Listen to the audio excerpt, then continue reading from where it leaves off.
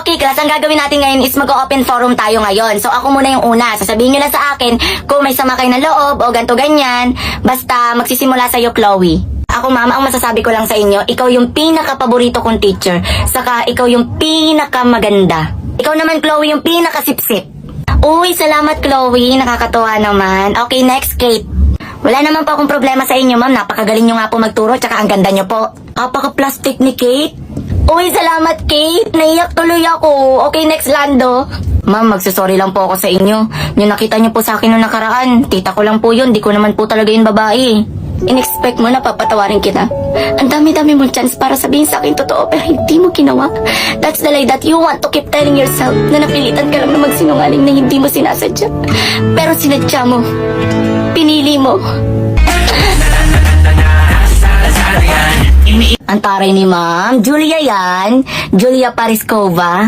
Hoy, Rowena, dami mong daldal, ikaw na. Ako naman.